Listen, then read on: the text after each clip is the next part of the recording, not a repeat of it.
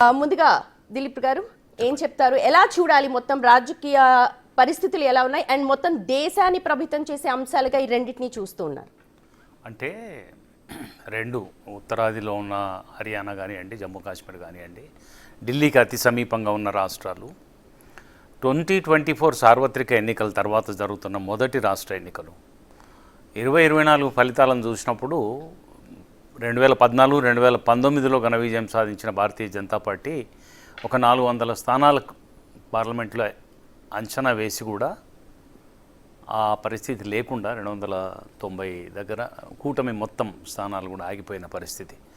అట్లాంటి టైంలో BJP decline start అయింది అని కామెంట్స్ వస్తున్నప్పుడు ఈ రెండు రాష్ట్రాలు కూడా ఒక రకంగా బీజేపీ చేతిలో ఉన్న రాష్ట్రాలే. హర్యానా ఒక 10 సీట్ల మద్దతు జేజేపీ తోటి అధికారంలో ఉన్నారు.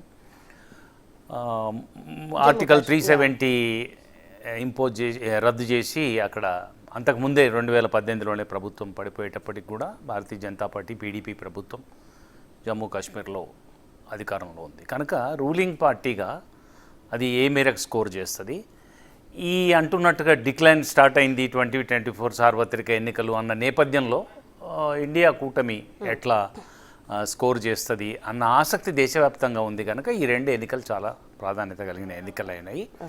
90 నియోజకవర్గాలు ఉంటే జమ్మూ కాశ్మీర్లో మీకు తెలుసు లేటెస్ట్ డెవలప్మెంట్ 5 నామినేటెడ్ సభ్యుల్ని చేయడంతో 95కి వెళ్ళింది. ఇవాళ మీరు ఇందాక ప్రస్తావించినట్టు అక్కడ మ్యాజిక్ నెంబర్ వచ్చి 48 అవుతుంది, ఇక్కడ వచ్చి 46 అవుతుంది.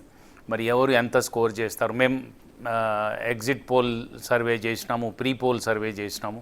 అట్లాగే జమ్మూ కాశ్మీర్లో పోస్ట్ పోల్ సర్వే కూడా, సర్వే అయిపోయిన తర్వాత ఇంటరాక్షన్ ఇంటర్వ్యూ మోడల్లో చేసినాం. చేస్తే జమ్మూ కాశ్మీర్లో ఎవరికి స్పష్టమైన మెజారిటీ వచ్చే అవకాశం లేదు. కానీ ఎన్సీ కాంగ్రెస్ కూటమి అధికారం సాధించవచ్చు, అంటే నేషనల్ కాన్ఫరెన్స్ అండ్ కాంగ్రెస్. హర్యానాకు వచ్చేసరికి స్పష్టంగా కాంగ్రెస్ పార్టీ రెండు పర్యాయాలు 2014 కానీ 19 కానీ 10 సంవత్సరాల అధికారం దూరం ఉన్న కాంగ్రెస్ పార్టీ తనంత తానుగా సొంతంగా ముఖాముఖి పోటీలాగా మారింది. ఇంతకుముందు చిన్న చిన్న పార్టీలు చాలా కీలక పాత్ర పోషించేవి, కానీ ఈసారి ఎందుకో అవి మార్జినలైజ్ అయిపోయి ముఖాముఖి పోటీలాగా ఏర్పడి కాంగ్రెస్ స్పష్టమైన ఆధిక్యత. మేము ట్రాకర్ పోల్ చేసినాం, జూన్ 25 నుంచి జూలై 24 వరకు ఒకసారి చేసినాం. ఎగ్జిట్ పోల్ కూడా చేసినాం, లిమిటెడ్ శాంపిల్ తోటి. మాకు స్పష్టంగా ఒక 6-7% ఓట్ల వ్యత్యాసం కాంగ్రెస్కి బీజేపీకి కనిపించింది. కనుక ఎవరి మీద ఆధారపడాల్సిన అవసరం లేకుండానే కాంగ్రెస్ హర్యానాలో ప్రభుత్వం ఏర్పాటు చేసే అవకాశాలని మేము ప్రిడిక్ట్ చేసినాము.